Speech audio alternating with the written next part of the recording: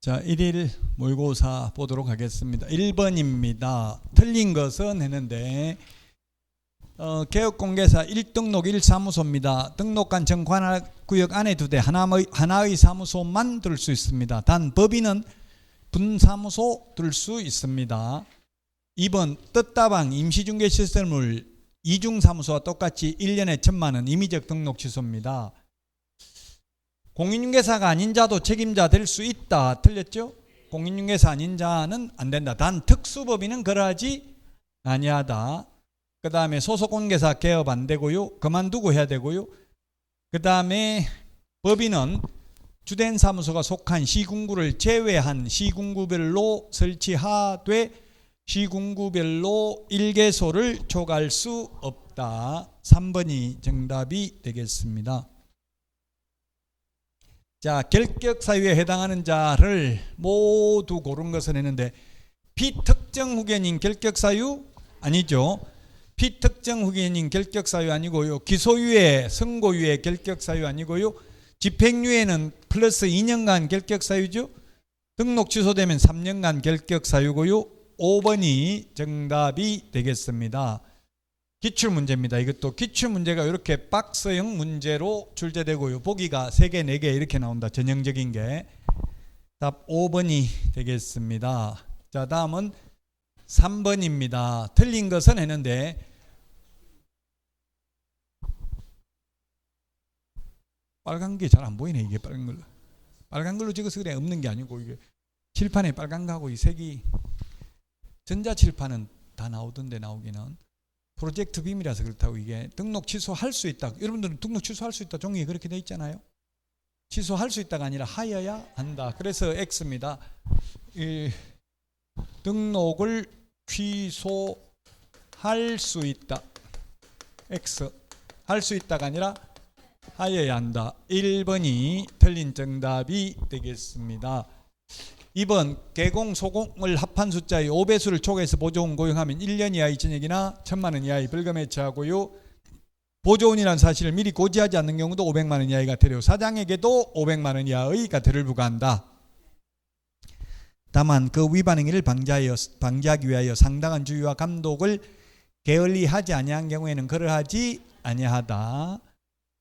5번입니다. 거짓 신고하면 옛날에는 5% 이하가 되는데 지금은 10% 이하가 되립니다. 무조건 10%는 아니죠. 위반 금액에 따라 차등 부과합니다. 자, 그래서 정답은 1번입니다. 등록 취소할 수 있는 게 아니라 취소하여야 한다. 제가 빨간 글씨 안 적는다 해놓고 또 지금 다른 학원하고 착각을 한 것 같아요. 다른 학원 전자칠판이라서 빨간 게 나오거든요. 그래서 앞으로 조심을 할게요. 빨간 걸 안 적겠습니다. 자, 4번입니다. 성명소연 등 아닌 것, 성명소연 등 아닌 것. 2번이 답입니다. 성명소연 등 중개대상물 소재지가 아니라 개업공개사 소재지입니다. 이게 뭐냐 하면 이게 임대문이 이렇게 해가지고 유리창에다 붙여놓은 거 보셨어요? 빈상가 혹시? 빈상가에 임대문이 해가지고 붙여놨으면 그 붙인 장소 거기가 매물 나온 거예요. 그러니까 그 소재지는 안 적어도 된다고요. 근데 인터넷에 표시 광고하려면 소재지 적어야 돼. 인터넷에 보면 그게 어디 있는지 파악할 수가 없잖아요. 인터넷 표시 광고할 때는 중개사물 소재지를 적는데 그냥 인터넷이 아닌 그냥 유리창에다 붙이려면 소재지 안 적어도 된다 이 말이에요. 단 중개사무소 소재지는 적어야 돼요. 중개대상물 소재지는 안 적어도 된다고요. 인터넷 표시 광고하는 경우는 적어야 되죠. 암기 프린터 25번 맨 밑에 성명소연 등 소면 종가형 총사방 개개 입주관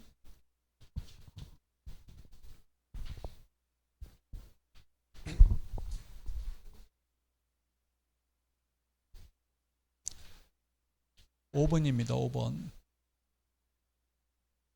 여러분들이 다 아는 것 같아도 가급적이면 시험 볼 때까지 수업 다 듣는 게 좋아요. 혼자서라도 하면 되기는 해요. 안 되는 건 아니에요. 불가능한 건 아닌데 혼자서 공부해가지고 합격할 수 있는 정도의 그 의지가 있는 사람이라면 원만한 사회생활이 안 돼서 중개업 하기는 힘들어요.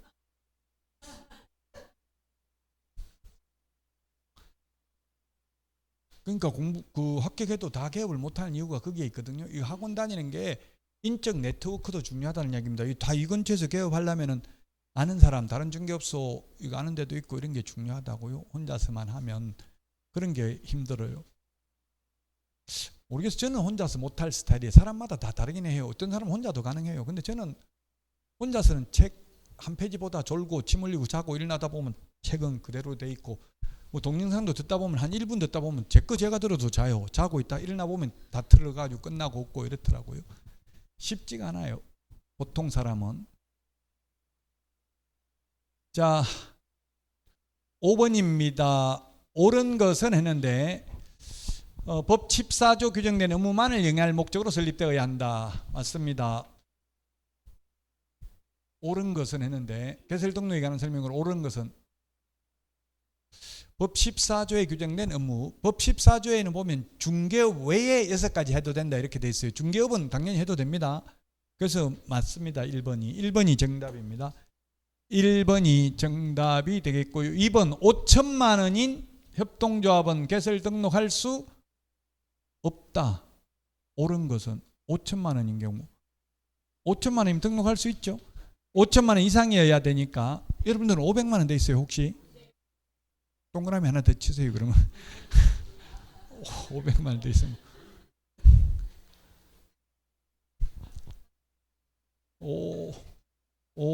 500만 원이 아니라 5천만 원입니다. 5천만 원. 암기 프린트 3번에 있습니다. 이게 왜 자꾸 헷갈리냐면은 정부에서 5천만 원을 삭제한다 했다가 아직 삭제를 안 해가지고 박무각 책도 보니까 이게 이렇게 틀린 게 있더라고. 5천만 원 있다가 없어질 예정이다 보니까.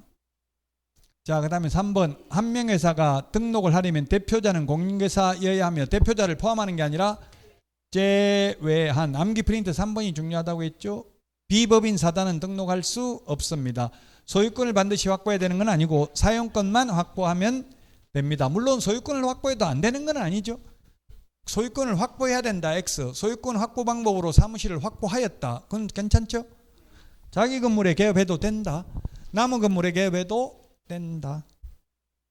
6번 겸업할 수 있는 업무를 모두 고른 것은 했는데 임대업은 안 되고 임대관리대행 가능하고요. 개발에 관한 상담은 가능하죠.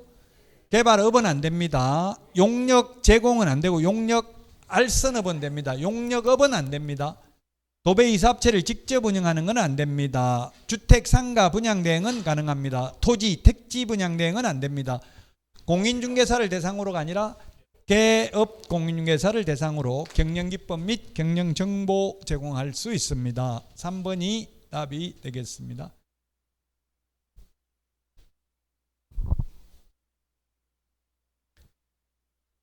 자, 7번입니다. 틀린 것은 했는데 소속공개사 업무개시 전에 인장 등록해야 됩니다. 개업공개사도 업무개시 전입니다. 변경한 경우 7일 이내 변경 등록해야 됩니다.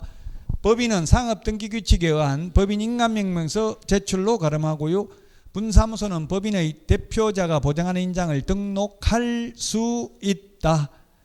자, 그 다음 5번이 답이네요. 법인의 경우 인장 크기 제한이 없다. 개인만 있고 법인은 법인 인감도장이어야 되니까 크기 제한이 따로 없습니다. 개인은 7mm 이상 30mm 이내입니다. 개인의 경우에는. 자, 그 다음에 8번입니다. 틀린 것은 했는데 1번 자격 취소 사유가 공인중개사법뿐만 아니라 업무 관련 범죄, 사기, 배임, 횡령, 사문서 위조, 변조, 범죄단체 조직 등의 혐의로 금고 이상의 집행유예만 받아도 자격 취소하여야 하는 것으로 확대됐습니다. 자, 그 다음에 2번 양도대여를 알선하는 자도 1년 이하의 징역이나 1,000만 원 이하의 벌금이고요. 4번은 상가 임대차가 아니라 주택 임대차 계약을 체결하는 경우에 확정일자 부여기관에 정보 제공 요청할 수 있다는 사항을 설명해야 된다. 전세 사기 때문에 생긴 제도입니다. 답 4번입니다. 5번 부동산 거래 질서 교란행위에 신고할 수 있는 질서 교란행위 범위에 무등록 중개, 거짓 은행, 명의대여 행위 및 거짓 허위 신고 등이 포함되어 더 추가됐습니다. 그래서 답 4번이 되겠습니다. 9번입니다. 인터넷 표시 광고에 대해서 틀린 것은 했는데 국토부 장관은 모니터링 기관이 제출한 모니터링 결과를 시도의사 및 등록관청에 통보하고 이에 대한 조사 및 조치를 요구할 수 있다. 요구받은 등록관청이나 시도의사는 신속하게 조사를 하고 완료한 날로부터 15일이 아니라 10일 이내에 그 결과를 국토부 장관에게 통보해야 된다. 암기 프린트 11이 40번에 동그라미 7번에 있죠. 동그라미 7번. 40번에 동그라미 7번. 2번이 정답이 되겠습니다. 3번 기본 모니터링은 30일 이내, 수시 모니터링은 15일 이내에 국토부 장관에게 제출해야 됩니다. 결과 보고서를. 정당한 사유 없이 4번 모니터링 관련 자료 제출 요구에 따르지 아니하여 관련 자료를 제출하지 아니한 정보통신 서비스 제공자, 직방, 다방, 한방, 네이버 부동산 이런 게 되겠죠. 500만 원 이하의 과태료고요. 5번 정당한 사유 없이 국토부 장관의 이 법 위반이 의심되는 표시광고에 대한 확인 또는 추가 정보의 게재 등 필요한 조치를 하지 아니한 자에게는 500만 원 이하의 과태료다. 그래서 협회와 정보통신 서비스 제공자는 오로지 500만 원 이하의 과태료밖에 없습니다. 협회와 정보통신 서비스 제공자는 징역 벌금은 없다고요. 500만 원 이하의 과태료만 있습니다. 10번입니다. 500만 원 이하의 과태료 부과 대상이 아닌 것은 중개상물이 존재하지만 실제 중개 대상이 될 수 없는 중개상물에 대한 표시광고. 2번 중개상물이 존재하지만 중개할 의사가 없는 중개상물에 대한 표시광고. 이게 뭐 어떤 건지 사례가 정말 헷갈려요. 근데 이걸 국토부 장관 고시사항에 보면 여기에 대한 자세한 설명이 있어요. 우리 그런 자세한 설명이 시험에 안 나오니까 그냥 요것만 그대로 법조문에 있는 대로 그냥 보면 됩니다. 사례가 뭔지까지 몰라도 꼭 알고 싶으면 그 대통령령에 들어가서 국토부 장관 고시한다, 이게 고시를 눌러보면 거기 나와 있어요. 고시사항이 법조문에서, 시행령 조문에서. 3번 중개상물의 입지조건, 생활여건, 가격, 거래조건 등 중개상물 선택에 중요한 영향을 미칠 수 있는 사항을 빠뜨리거나 은폐, 축소하는 등의 방법으로 소비자를 속이는 표시광고. 엉뚱한 물건을 광고 올려놓고 실제로는 또 딴 걸 중개하고 이런 게 해당된대요. 속이면 가격을 속이는 거, 이런 거 500만 원 이하의 과태료입니다. 보조원을 명시한 경우는 100만 원 이하의 과태료죠. 보조원 이름 적는 경우. 아예 사장이 광고 안 하고 보조원 이름으로만 광고하면 1년 이하의 징역이나 1,000만 원 이하의 벌금이죠. 개업공개사 아닌 자가 표시 광고했기 때문에 개업공개사가 광고하면서 보조원 이름 적으면 100만 원 이하의 과태료라고요. 소속공개사 이름은 적어도 된다 안 된다 규정 없지만 해석상 소속공개사 이름은 적어도 위반은 아니다. 다만 소속공개사를 적어야 될 의무가 있는 것은 아니다. 그 다음에 존재하지 않아서 실제 거래할 수 없는 중개상물에 대한 표시 광고. 뭐 몇 번지라고 돼 있는데 그 집원에 가보니까 도로이고 뭐 예를 들고 임야고 건물이 없어요. 번지수는 공개해놨는데 집원은. 그런 거 전부 다 500만 원 이하의 과태료 대상이 되겠습니다. 자, 여기까지 하고 다음 주에 찾아뵙도록 하겠습니다. 수고하셨습니다.